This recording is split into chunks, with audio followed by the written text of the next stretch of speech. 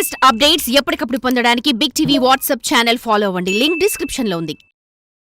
శ్రీనివాస్ గారు, ఎన్నికల్లో big TV తరఫున ఫస్ట్ ఇంటర్వ్యూ మీకు బిగ్ టీవీ మిమ్మల్ని చేసింది.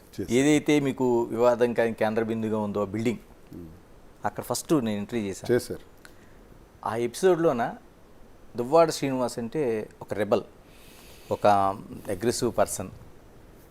దాన్ని మారుతూ మారుతూ ఈ రోజున హ్యాపీ లైఫ్గా ఉన్నది. అంటే అడ్డంకులు అనేవి లైఫ్లో ఎవరికైనా వస్తుంటాయి. ఒక హ్యాపీ మూమెంట్లో ఒక పుట్టినరోజు నేను అనుకోవడం, మీ జీవితంలో ఈ కార్యకర్తలందరూ రావడం, ఏదో నామకే వస్తే ఒక కేక్ కట్ చేయడం, దండ వేయడం, ఇవన్నీ ఓకే. ఒక ఫ్యామిలీ అట్మాస్ఫియర్లో జరిగిందండి. ఆ లైఫ్ చేంజెస్ అనేవి చూస్తే ఏమనిపిస్తుంది మీకు? ప్రేమతో పుట్టినరోజులు ఎప్పుడు జరగల నాకు. మీరు అన్నట్టు అంతే. నవంబర్ 4th ఆ ముందు రోజు నుంచే కార్యక్రమాలు స్టార్ట్ అవుతాయి. అంటే క్యాడర్ చేస్తారు. ఓకే, కార్యకర్తలు వస్తారు, స్టేజ్ డయాస్ వేస్తారు, మ్యూజిక్లు పెడతారు, డ్యాన్సులు పెడతారు, ప్రజలు వస్తారు, పోతారు. కొన్ని వేల మంది ప్రజలు ఆ రోజు రావటం అన్నది నాకు ఆనవాయితీ. వచ్చి కలిసి కనీసం 10,000 మంది వస్తారు ఎవ్రీ బర్త్డేకి. ఎంటైర్ కాన్స్టిట్యున్సీ నుంచి చుట్టాల మంది. Wide publicity. ఇదంతా పార్టీ పరంగా జరుగుతుంది, రాజకీయంగా జరుగుతుంది.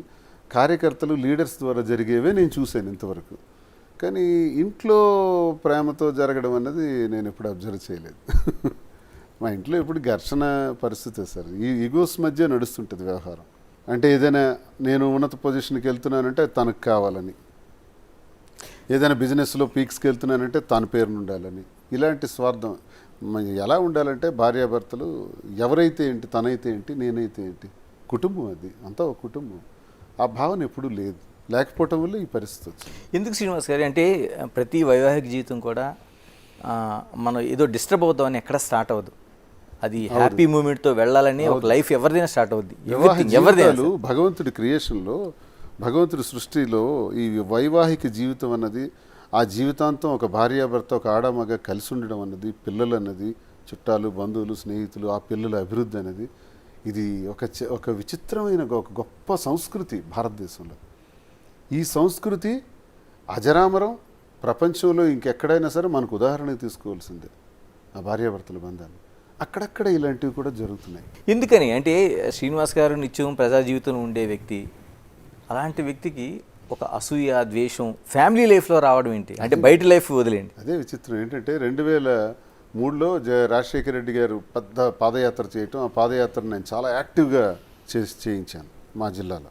చేసేటప్పుడు రాజశేఖర రెడ్డి గారు నా వర్క్ స్టైల్ని ఇదంతా నచ్చి, నువ్వు హరిశ్చంద్రపురంలో ఎమ్మెల్యే పోటీ చేయన్నారు. ఓకే సార్ అన్నాను, రెడీ అయ్యాను. కానీ అక్కడికి 1 week 10 days తర్వాత వాణి వాళ్ళ ఫాదర్ వెళ్ళి ఆ టికెట్ మాకు ఇవ్వాలి, లేకపోతే ఇండిపెండెంట్గా వేస్తామన్నారు. అప్పుడు రాజశేఖర రెడ్డి గారు నాకు బ్లాంక్ బీఫామ్ ఇచ్చేశారు.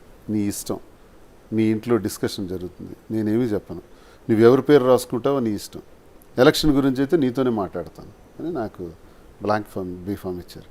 అప్పుడు నేనే డి వాణి అని రాసేసి ఆమెకి ఇచ్చేసాను. అడిగారు కదా. అది 2004 సంవత్సరం, ఇది 2024 సంవత్సరం. 20 సంవత్సరాల వరకు ఇది కొనసాగుతూనే ఉంది. ఎన్నిసార్లు నేను పోటీ చేసేటప్పుడు అడ్డంగా రావటం, అడ్డు తగలటం, ఇబ్బందులు ఇంట్లో నుంచే స్టార్ట్ అయ్యాయి సార్. ఇంటే గెలిచి రచ్చ గెలాలంటారు. రచ్చ నేను గెలిచానని అనుకుంటాను. ప్రజాభిమానాన్ని పొందగలిగాను. ప్రజలు, క్యాడరు, పార్టీ, నాయకులు అన్నీ పొందాను. ఇంట్లో మాత్రం ఫెయిల్ అయ్యాను. ఆ ఫెయిల్యూరే నాకు బాగా మనస్తాపానికి గురి చేసింది. ఆఖరికి నా జీవితంలో నేను ఎప్పుడు వైఎస్ఆర్ కుటుంబంతోనే ట్రావెల్ చేసే చరిత్ర నాది. సరే రాజకీయాలుగా వచ్చిన ఒడిదుడుకులు బట్టి మధ్యలో నేను ఒక ఎమ్మెల్సీ ఎన్నికలో గొర్రెల హరిబాబు నాయుడు గారు అని ఆయనకి నేను సపోర్ట్ చేయడం వల్ల ధర్మాన ప్రసాద్ గారు నా మీద గ్రడ్జ్ పెట్టుకొని నన్ను సస్పెండ్ చేయించడం జరిగింది కాంగ్రెస్లో ఉండేటప్పుడు. ఫస్ట్ నేను కాంగ్రెస్ పార్టీ వర్కర్ని. సస్పెండ్ చేసిన తర్వాత అప్పుడు గెతలేక చిరంజీవి గారు పిలుపు మేరకు పీఆర్పీలో వెళ్ళి పీఆర్పీలో ఒకసారి పోటీ చేశాను. తర్వాత ఆయన కాంగ్రెస్లో కలిపేస్తున్నారు పార్టీ. అది అలా పోయింది, వదిలేండి. తర్వాత జగన్మోహన్ రెడ్డి గారు, తర్వాత ఉద్యమాలు కొన్నాళ్ళు ఉన్నాను.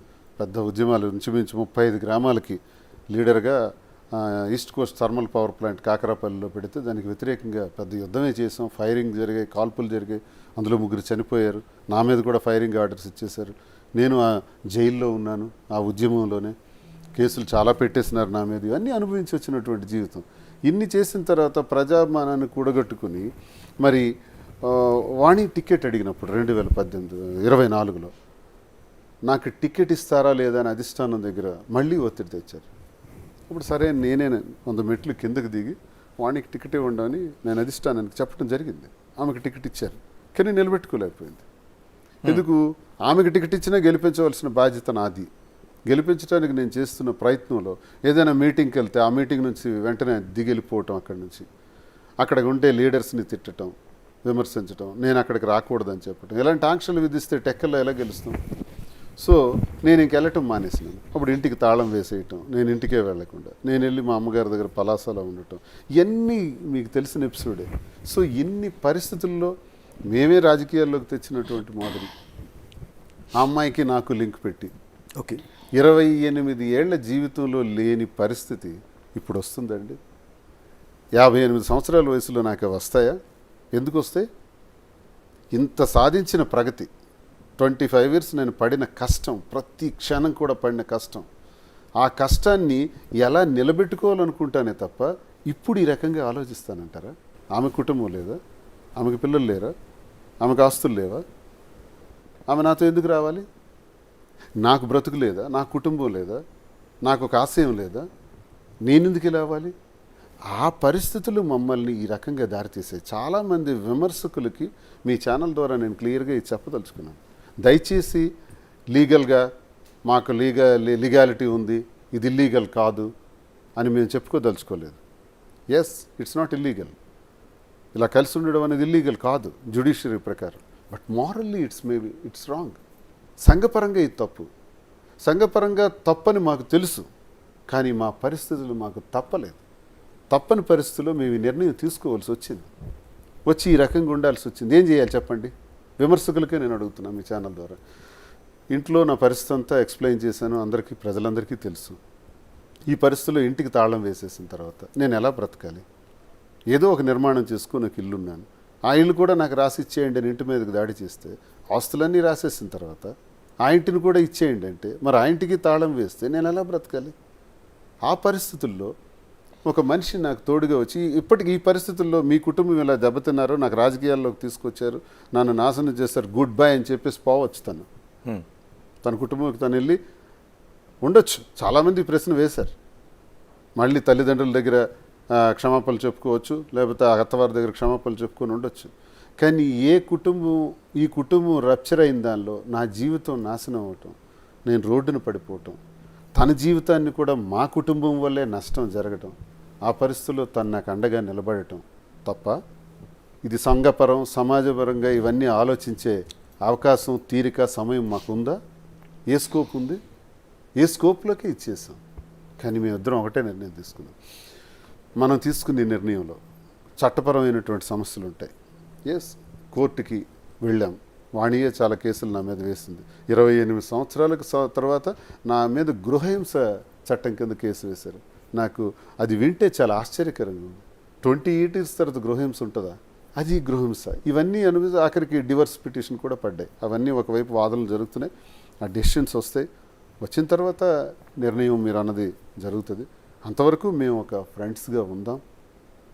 ఏదైతే కొనసాగామో, ఏ కారణం వల్ల అయితే నష్టపోయినామో, ఎక్కడైతే కోల్పోయినామో అక్కడే మళ్ళీ ఎత్తుక్కోవాలి. పోయిన వస్తువు ఎక్కడ పోయిందో అక్కడే వెతకాలి. అక్కడే కదా కోల్పోయాం గౌరవం టెక్కల్లో, అక్కడే వెతుక్కుంటా, అక్కడే కష్టపడతాం. ఇద్దరం ప్రజల్లోకి వెళ్తాం, ప్రజల్లో కష్టపడి పనిచేస్తాం, మళ్ళీ మేము అనుకున్న ఆశయాన్ని సాధిస్తాం. మా ఇద్దరికి ఒక ముఖ్యమైన బాధ్యత ఉంది. తనకు 3 పిల్లలు, నాకు 2 పిల్లలు, 5 పిల్లలు ఉన్నారు. మా ఇద్దరి నిర్ణయం వల్ల, వాణి తీసుకున్నటువంటి ఒక దుర్మార్గమైనటువంటి నిర్ణయం వల్ల, మా జీవితాలు ఇలా పోవటం వల్ల పిల్లల జీవితంగా మాత్రం నష్టపోకూడదు. సో శ్రీనివాస్ ఆ 5 పిల్లలకి బాధ్యత వహించవలసిన అవసరం మా ఇద్దరికి ఉంది. అది మేము ప్రైమరీ పాయింట్ కింద తీసుకున్నాం. అది తర్వాత సమాజ సేవ. ఇక్కడతో మా జీవితాన్ని ఇలా కొనసాగించాలనుకుంటున్నాం. ఇందులో ఏ డౌట్స్ ఏం లేదు. ఎవరైనా విమర్శకులు, చాలామంది యూట్యూబర్స్ మాట్లాడుతుంటారు, ఇష్టానుసారం మాట్లాడుతుంటారు. నా చొక్కా విప్పి నేను చెప్పాను, షర్టిలా విప్పాను, నా పుట్టుమచ్చలు ఉన్నాయి, చూశారు కాబట్టి ఆ యూట్యూబర్స్ మాట్లాడుతున్నారు. దమ్ముంటే మీ చొక్కా విప్పండి, మీ మచ్చలు చూపించండి, లేదు ఛాలెంజ్ చేయండి. ఆ యూట్యూబర్స్ ఎవరైతే కామెంట్లు చేస్తున్నారో, వాడు ఒకడు ఉంటాడు, ఎవరో పేరు మర్చిపోయాను, ఆ యూట్యూబర్స్, వాళ్ళ షర్ట్స్ కూడా నేను ఇప్పి చూపించగలను. లేదా వాళ్ళు ఏమైనా కావాలనుకుంటే వాళ్ళ చరిత్ర కూడా ఇప్పేయగలను. అది పెద్ద సమస్య కదా, నాకు అనవసరం. నా గురించి కెలుకుతున్నారు కాబట్టి నేను చెప్తున్నా. నా గురించి నేను క్లారిటీగా ప్రజలందరి ముందు ఇప్పుడు మీ ద్వారా నేను చెప్తున్నాను. మీరు చెప్పగలరా? మీకు ఆ దమ్ముందా? విమర్శించే వాళ్ళకి మీకు మచ్చలు లేవా? నేను చేసింది తప్పే, మేము చేసింది సమాజపరంగా తప్పే, కానీ మాకు తప్పలేదు, మేము ఈ నిర్ణయం తీసుకున్నాం, కానీ దీనివల్ల ఎవరికి హాని జరగకూడదు, పిల్లలకి హాని జరగకూడదు, ప్రజలకి ఇబ్బంది రాకూడదు, ప్రజల్ని కన్విన్స్ చేసుకుపోవాలి, మళ్ళీ ప్రజా జీవితాన్ని ప్రారంభించాలని అనుకుంటున్నాం. For more videos like this, subscribe Big TV channel.